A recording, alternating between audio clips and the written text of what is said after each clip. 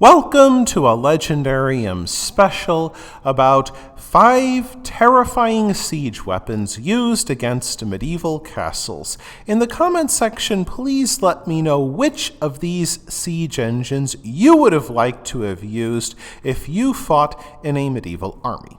During the Middle Ages, castles served as the local seat of government, and their garrisons could menace an advancing army's supply lines if bypassed. This made sieges the default method by which kings and lords carried out medieval war. Since castles included defensive fortifications meticulously designed to resist attack, besiegers, in turn, designed powerful weapons. The battering ram is a simple siege weapon designed to break open gates or walls through repeated blunt blows. Battering rams usually include a large log pushed against a gate or wall.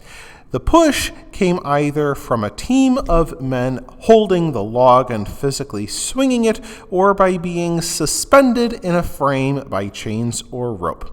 From there, it could be pulled back and released to swing forwards.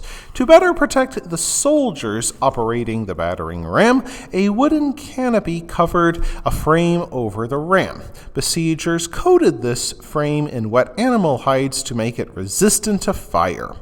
Rams could also be kept, fitting the end with a block of iron or steel, sometimes shaped into an animal's head.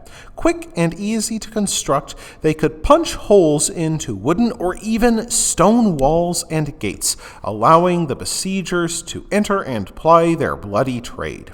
Secondly, siege towers moved soldiers and ladders close to the walls of a fortification while also protecting them from enemy bow and crossbow fire. Usually, the tower would be rectangular and built to equal the height of the walls it faced. Inside, the siege tower would be fitted with ladders and a series of platforms rising up the structure upon which 100 or 200 soldiers stood. Another open-air platform on top of the siege tower provided a place for archers or crossbowmen to stand and fire upon the defenders as the tower neared the walls. Besiegers mounted these medieval weapons on wheels so they could be pushed to the enemy castle.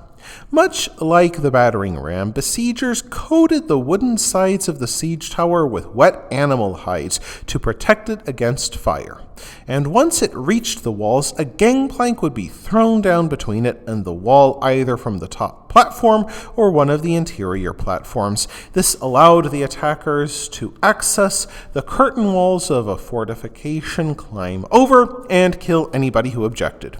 Besiegers typically constructed siege towers on site during the siege, sometimes with battering rams built into them. Siege towers could be brought down by earthworks like ditches, and in that case, they needed teams of men to prepare the way by filling in these ditches, often while under enemy fire.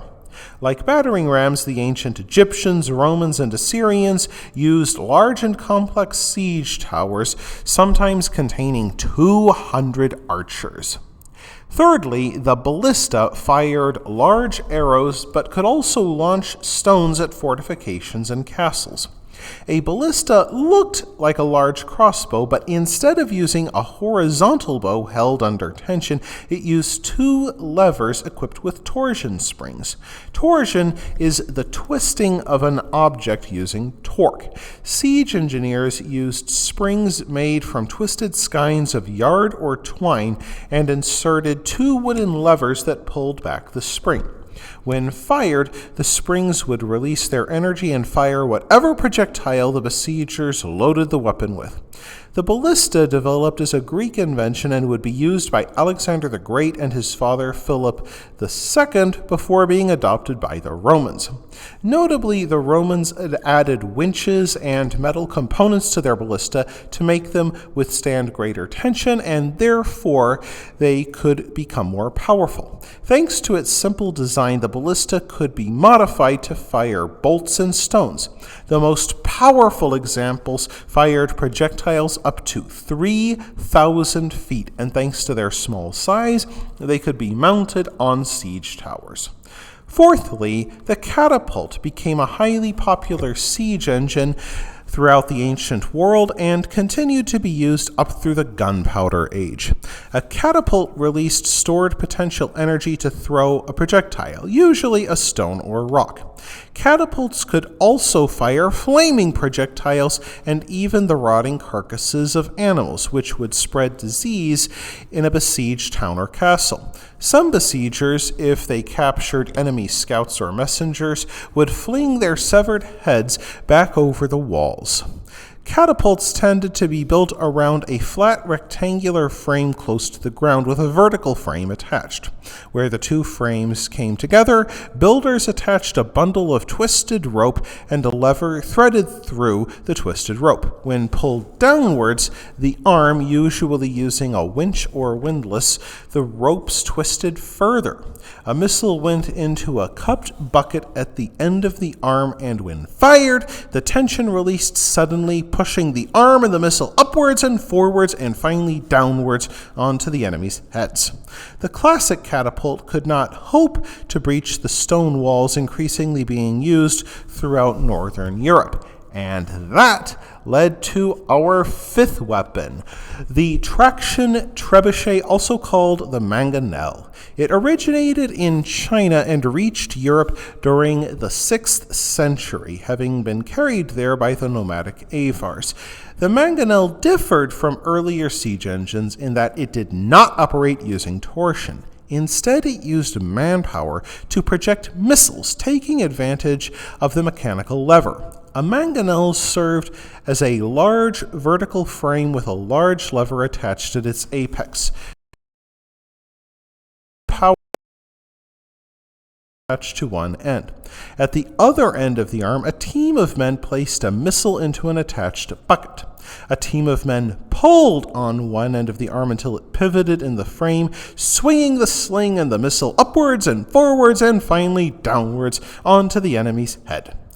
The sling would release the missile at the top of its arc, and this siege engine had distinct advantages over the catapult in that it proved easier to build, it could be reloaded faster, and thus keep a steady rate of fire that pounded curtain walls into rubble. The Mangonel used a counterweight system which used gravity and a hinge to swing the arm and launch the projectile into the enemy, and because of its simplicity and effectiveness, the Mangonel remained the preeminent siege weapon in Western Europe until the cannon had something to say about it. That wraps things up for this episode of the Legendarium. I hope you enjoyed it. If you did, press like. If you want to see more, press subscribe, and if you've got anything to say, let me know in the comments section. Thanks again for joining me, and I hope that you have a great rest of the day.